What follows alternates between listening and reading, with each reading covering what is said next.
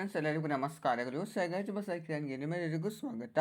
So friends, ನಾನು ಈ ಒಂದು ವಿಡಿಯೋದಲ್ಲಿ ನಾನು ನಿಮಗೆ ಚಾಮುಂಡೇಶ್ವರಿ ಅಮ್ಮನವರ ಜನ್ಮೋತ್ಸವ ಅಥವಾ ವರ್ಧಂತಿ ಯಾವಾಗ ಸಂಪೂರ್ಣ ಅವರ ಒಂದು ಪೂಜಾ ವಿಧಾನ ಹಾಗೆ ಪೂಜೆ ಮಾಡುವಂಥ ಒಂದು ಶುಭ ಸಮಯಗಳನ್ನು ಅಂದರೆ ಶುಭ ಮುಹೂರ್ತವನ್ನು ಸಹ ತಿಳಿಸ್ಕೊಡ್ತಾ ಇದ್ದೇನೆ. ಬನ್ನಿ ನೋಡೋದಂತೆ. ನಮಗೆ ಚಾಮುಂಡೇಶ್ವರಿ ಅಮ್ಮನವರ ವರ್ಧಂತಿ ಯಾವಾಗ ಅನ್ನೋದಾದರೆ, ಇದನ್ನು ನಾವು ಯಾವ ಕಾರಣಕ್ಕೆ ಆಚರಣೆ ಮಾಡ್ತೀವಿ ಅನ್ನೋದಾದರೆ, ಮಮ್ಮಡಿ ಕೃಷ್ಣರಾಜ ಒಡೆಯರ್ ಅವರು ಚಾಮುಂಡೇಶ್ವರಿ ದೇವಸ್ಥಾನಕ್ಕೆ ಅಂದರೆ ಮೈಸೂರಿನ ಇರುವಂಥ ಒಂದು ಚಾಮುಂಡೇಶ್ವರಿ ದೇವಸ್ಥಾನಕ್ಕೆ ತಾಮ್ರದ ಚಾಮುಂಡೇಶ್ವರಿಯ ಒಂದು ಉತ್ಸವ ಮೂರ್ತಿಯನ್ನು ಉಡುಗೊರೆಯಾಗಿ ಕೊಟ್ಟ ದಿವಸವನ್ನು ನಾವು ಚಾಮುಂಡೇಶ್ವರಿ ಅಮ್ಮನವರ ಜನ್ಮೋತ್ಸವ ಅಂತ ನಾವು ಆಚರಣೆ ಮಾಡ್ತೇವೆ.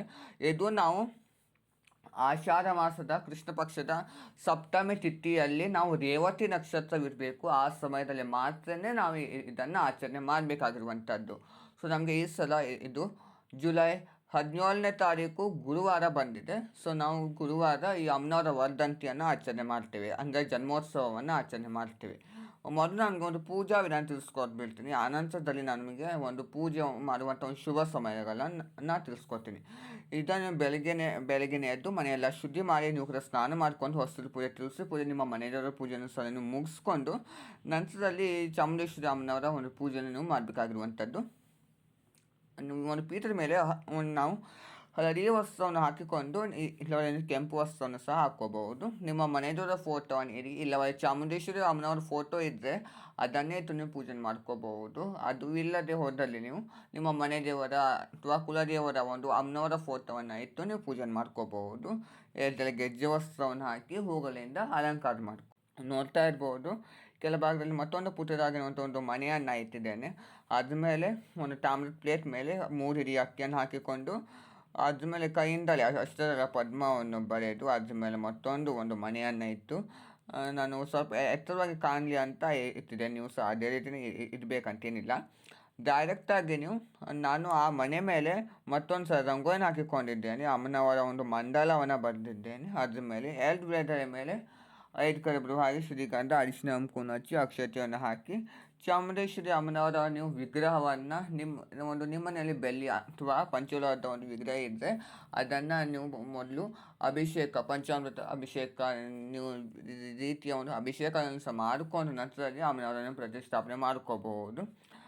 ವಿಗ್ರಹ ಇಲ್ಲವಾದಲ್ಲಿ ನೀವು ಅರಿಶಿನಕ್ಕೆ ಸ್ವಲ್ಪ ಶ್ರೀಗಂಧ, ತುಪ್ಪ ಹಾಗೆ ಸ್ವಲ್ಪ ಗಂಗಾಜಲ ಅದನ್ನು ಮಿಕ್ಸ್ ಮಾಡಿಕೊಂಡು ಗೌರಮ್ಮನ ನೀವು ಸೆಟ್ ಮಾಡಿಕೊಂಡು ನೀವು ಗೌರಿಗೆ ನೀವು ಚಾಮುಂಡೇಶ್ವರಿ ಆವಾಹ್ಯಾಮಿ ಅಂತ ಕುಂಕುಮವನ್ನು ಹಚ್ಚಿ 4 ಎಲೆ ಗೆಜ್ಜೆ ವಸ್ತ್ರವನ್ನು ಹಾಕಿ ನಾವು ಹೂಗಳಿಂದ ಅಲಂಕಾರ ಮಾಡ್ಕೋಬೇಕು. ಹಾಗೆ ಅದರ ಮುಂದ್ಗಡೆ ನಾನು ಒಂದು ಪ್ಲೇಟನ್ನು ಇಟ್ಟಿದ್ದೀನಿ. ಯಾಕಪ್ಪ ಅನ್ನೋದಾದರೆ ಕುಂಕುಮಾರ್ಚನೆ ಮಾಡಲಿಕ್ಕೋಸ್ಕರ ಅಂತ ಒಂದು ಪ್ಲೇಟನ್ನು ಇಡಬೇಕು. ಹಾಗೆಯೇ ಅದು ದೀಪವನ್ನು ಸಹ ಹಚ್ಚಿಟ್ಟಿದ್ದೇನೆ. ಮತ್ತು ಕಾಮಾಕ್ಷಿ ದೀಪಾರಾಧನೆ ಸಹ ಮಾಡಿಕೊಂಡ್ರೆ ತುಂಬ ಒಳ್ಳೆಯದು.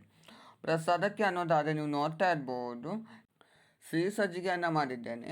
ಹಾಗೆ ತಾಂಬೂಲನ್ನು ಸಹ ಇಟ್ಟಿದ್ದೀನಿ, ಎಲೆ ಅಡಿಕೆ, ದಕ್ಷಿಣೆ, ಬಾಳೆಹಣ್ಣು. ಹಾಗೆ ನೀವು 5 ರೀತಿಯ ಹಣ್ಣುಗಳನ್ನು ಸಹಿತ ನೀವು ಪೂಜೆ ಮಾಡ್ಕೋಬೋದು. ಆದರೆ ನಾನು ಬಾಳೆಹಣ್ಣನ್ನೇ ಇಟ್ಟಿದ್ದೇನೆ. ಮಾವಿನ ಹಣ್ಣು ಸಹ ನೀವು ಇಡಬಹುದು. ಹಾಗೆ ಮಾವಿನ ಹಣ್ಣನ್ನು ಸಹ ನೀವು ಸಲಾಡ್ ರೀತಿಯಾಗಿ ಮಾಡಿಕೊಂಡು ಸಹ ನೀವು ಎಕ್ಸ್ಟ್ರಾ ಆಗಿ ಪ್ರಸಾದ ರೂಪವಾಗಿ ನೀವು ಇಡಬಹುದು.